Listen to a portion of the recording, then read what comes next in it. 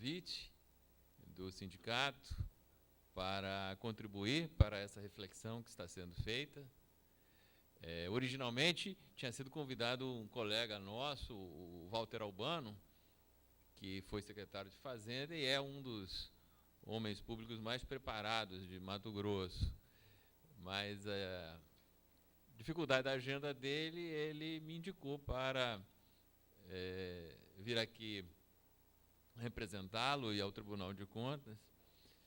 E, para mim, foi uma alegria grande, porque é a oportunidade de eu estar travando esse contato com os senhores e as senhoras e abordando esses temas que são tão relevantes. E eu começo sempre falando um pouco desse universo que se chama controle externo, que é o que o Tribunal de Contas faz. A maioria das pessoas, mesmo aquelas que têm formação na área do direito, das ciências contábeis, das ciências econômicas, mesmo aqueles que estão envolvidos na gestão pública, conhecem pouco o Tribunal de Contas, porque não se trata disso nos cursos de graduação e quase nada nos cursos de pós-graduação. As pessoas imaginam, cada um imagina mais ou menos uma coisa, e não se tem bem noção do que é esse mundo do controle e do Tribunal de Contas. Eu quero dizer que nós começamos juntos, nós fiscais, nós agentes de tributos e controladores. Mais ou menos na época dos faraós, já havia necessidade dos governantes arrecadarem. Então, eles já tinham lá os seus agentes tributários funcionando. E, desde aquela época, havia necessidade do controle também na administração. Desde as primeiras sociedades humanas, quando nós saímos das cavernas e nos começamos a organizar em pequenas comunidades, havia necessidade de você controlar, por exemplo, as provisões e os víveres para os meses do inverno, para você não morrer de fome, as armas e as munições para se defender das feras ou dos ataques das tribos vizinhas. Então, o controle é uma necessidade de qualquer tipo de gestão. Nós começamos juntos, então, lá atrás, nos primeiros passos da sociedade humana. Mais recentemente, essa imagem acho que não está muito boa, mas talvez vocês consigam identificar. Revolução Francesa, lembram? Mais recentemente, a origem do controle na sociedade moderna, nós vamos situar aqui, na Revolução Francesa. Por quê? Porque até o regime absolutista, a propriedade do Estado era uma propriedade privada, era a propriedade do rei, do monarca, do imperador absolutista. No momento em que as monarquias são derrubadas, o absolutismo é derrotado, nós vamos ter o conceito do patrimônio público. E nós vamos encontrar em Paris, em 26 de agosto de 1789, a Declaração dos Direitos do Homem e do Cidadão. A primeira Declaração dos Direitos Humanos. Um dos documentos mais importantes da história da humanidade. E aí nós tínhamos o direito à liberdade religiosa, o direito de exercer uma profissão, o direito de imprensa. E nesse artigo 15, que está aqui no original, está assim: a sociedade tem o direito de pedir contas a todo agente público da sua administração. Esse é um direito daquele cidadão. O patrimônio não é mais do rei, o patrimônio é da sociedade. Então, a sociedade tem o direito de pedir contas. E, por consequência, todo agente público, todo gestor público, ele vai ter o dever de prestar contas, porque ele não está gerindo o seu patrimônio particular, ele está gerindo um patrimônio que não lhe pertence. Então, nós nascemos na Revolução Francesa. Hoje em dia, no mundo, todas as nações democráticas possuem o que se chama entidades de fiscalização superior. E no mundo tem dois grandes modelos. O modelo de controladoria ou auditoria, que é conhecido como modelo anglo-saxão. Vocês vão encontrá-lo na Inglaterra, no Canadá, na Austrália, nos Estados Unidos. E o modelo dos tribunais de contas, que é conhecido como o modelo francês, porque ele foi instituído pela primeira vez por Napoleão Bonaparte. No Brasil, o controle ele é múltiplo. Se nós pegarmos aqui o gestor público, algum de vocês talvez já tenha sido gestor público em algum momento, esse é o gestor público. Ele tem do lado dele, junto dele, o controle interno. Ele tem o controle jurisdicional, feito pelo Poder Judiciário. Um mandado de segurança, uma ação popular, por exemplo, são instrumentos de controle jurisdicional. E ele tem o controle externo, exercido pelo Tribunal de Contas. E ainda o chamado controle social. E tem o Ministério Público, que às vezes provoca diretamente ou provoca o Poder Judiciário.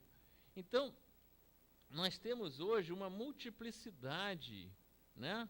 Todas essas flechinhas controlando o nosso gestor público.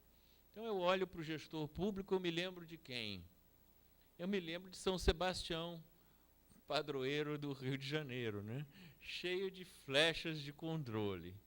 Mas quando a gente vê isso, a primeira reflexão que nos assalta é a seguinte: mas se tem tanto controle, como é que também tem tanto desvio? Como é que tem tanta irregularidade? O que não funciona? Ou o que pode funcionar melhor? Essas são as reflexões que precisam ser feitas. No Brasil, o controle interno ele surge com o Rui Barbosa. Na verdade, ele surge com a República por inspiração de Rui Barbosa. A criação do Tribunal de Contas foi o debate parlamentar mais longevo, mais duradouro da nossa história. O segundo é o mais conhecido, o segundo colocado é o mais conhecido. Foi o debate sobre a abolição da escravidão. A primeira proposta da abolição da escravidão foi na década de 40 do século XIX. E levou mais ou menos 50 anos até a princesa Isabel assinar a Lei Áurea. Foram quase 50, um pouco menos de 50 anos, debatendo se o Brasil deveria ou não abolir a escravidão. O debate sobre a criação do Tribunal de Contas foi maior, porque ele surgiu já na primeira Constituinte brasileira, em 1824, surgiu a primeira proposta de criar um órgão de controle, como existia em Portugal, da onde nós saímos como nação independente, mas não vingou. E durante todo o Império, este debate ocorreu e o imperador queria saber de controle. Ninguém queria saber de controlar a administração. Foi só com a República que o Tribunal de Contas foi instituído no Brasil. Então, levou 70 anos o nosso parlamento debatendo a criação de um órgão de controle.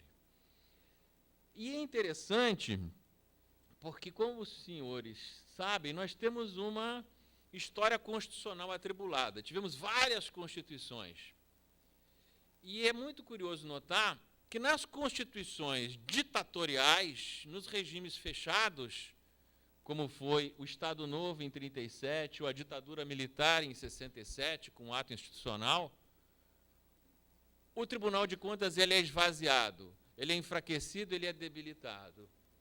E nas constituições democráticas, como foi 46 e 88, o Tribunal de Contas é prestigiado, ele é fortalecido.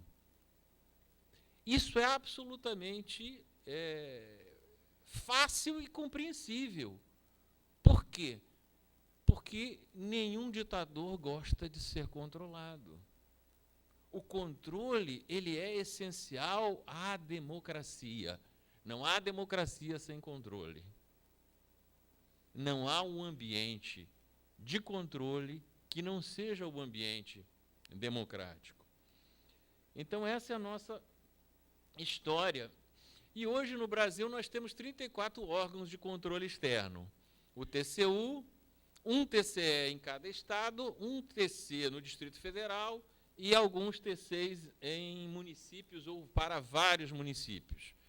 Ao contrário da organização do Poder Judiciário, em que, por exemplo, uma decisão do Tribunal de Justiça de Mato Grosso pode ser feito um recurso ao Supremo Tribunal Federal ou ao Superior Tribunal de Justiça, não há hierarquia entre os órgãos de controle, porque são instâncias absolutamente independentes. Então, uma decisão do TCE de Mato Grosso não pode ser objeto de recurso junto ao TCU. E qual é a grande regra que disciplina o controle externo? Nós vamos encontrar nos artigos 70 e seguintes da Constituição, que vão falar sobre a fiscalização contábil, financeira, orçamentária, operacional e patrimonial da União e da administração direta e indireta, quanto à legalidade, legitimidade, economicidade, aplicação das subvenções e renúncia de receitas. Observem que isso vai chamar a atenção dos senhores. A renúncia de receitas é objeto de controle tanto quanto a despesa. Por quê? Porque ela afeta igualmente o patrimônio público. Da mesma forma que a despesa vai ser um movimento patrimonial que sai, é uma aplicação de um recurso público do Tesouro, a renúncia de receita é um recurso que deixa de entrar para o patrimônio público. Então, desde o primeiro artigo que trata de controle na Constituição, nós já vemos aqui a importância do tema renúncia de receita. Eu vou chamar a atenção dos senhores para esses aspectos aqui, operacional e patrimonial. A visão tradicional dos tribunais de contas era apenas em relação aos aspectos contábeis, financeiros e orçamentários. Está fazendo o lançamento contábil correto? Tinha dotação no orçamento para aquele programa? O movimento de caixa está correto? Então, tudo bem. Agora, não. O tema da palestra que me foi proposto, qualificação do gasto público. O que significa isso? Significa que as políticas públicas têm que ser eficientes. Não basta aplicar 25% do orçamento em educação. A educação precisa ter qualidade, as crianças precisam aprender. Como é que a gente se conforma que o IDEB do ensino médio de Mato Grosso é o segundo pior do país? Nós estamos aplicando 26%, 27%, 28% em educação. E o nosso IDEB é o segundo pior do país. Ganha de Alagoas por isso. E piorou nos últimos anos.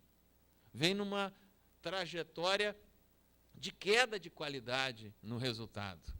Então, quando a Constituição nos diz, Tribunal de Contas, cuide dos aspectos operacionais e patrimoniais, cuide da eficiência das políticas públicas, cuide da qualidade das políticas públicas. E, a seguir, prestará contas qualquer pessoa, física ou jurídica, pública ou privada, que utilize, guarde, arrecade, gerencie ou utilize bens, dinheiros e valores públicos. Isso aqui é o quê, meus colegas? Isto aqui é a Revolução Francesa, lá atrás. Se você está gerindo recurso público, você tem o dever constitucional de prestar contas. Então, se você é um cineasta que está utilizando recursos da lei do audiovisual para produzir um curta-metragem, um longa-metragem, você tem que prestar contas. Se você é uma ONG que está desenvolvendo um projeto esportivo, um projeto de assistência ao idoso, um projeto de amparo a crianças portadoras de síndrome de Down, ou qualquer outra finalidade, por mais nobre e meritória que seja, se você está recebendo recursos mediante convênio de um ministério, de uma secretaria de Estado, de uma secretaria da prefeitura, você tem o dever de prestar contas. Porque o dinheiro público, ele não lhe pertence. Ele não pertence ao prefeito, ao governador, ao presidente da República. Ele pertence à sociedade brasileira. É isso que diz aqui a nossa Constituição. E vocês lembram de um detalhe interessante? Lá no caput do artigo 40, ele fala critério da legalidade, legitimidade e economicidade. Isso também foi uma inovação muito importante da Constituição de 88, porque a visão tradicional que se tem dos tribunais de contas, e que até hoje alguns tribunais de contas, alguns conselheiros mais antigos, mais tradicionais têm, é restrita à questão da legalidade. Se ele obedeceu ali aquelas normas do direito positivo, 3 cópias, 3 carimbos, 3 dias, publicou aqui, publicou lá, cumpriu as formalidades legais, então aprova as contas. Não, isso não funciona mais assim, ou não deveria funcionar mais assim desde 1988. O que a Constituição fala? Ela diz controle externo. Além da legalidade, você tem que examinar a legitimidade. Você tem que cuidar da economicidade na aplicação dos recursos públicos. Mas legalidade e legitimidade não é a mesma coisa? Às vezes a gente pensa que sim, né? É como se fossem assim, né? Uma aqui é a legalidade, a legitimidade.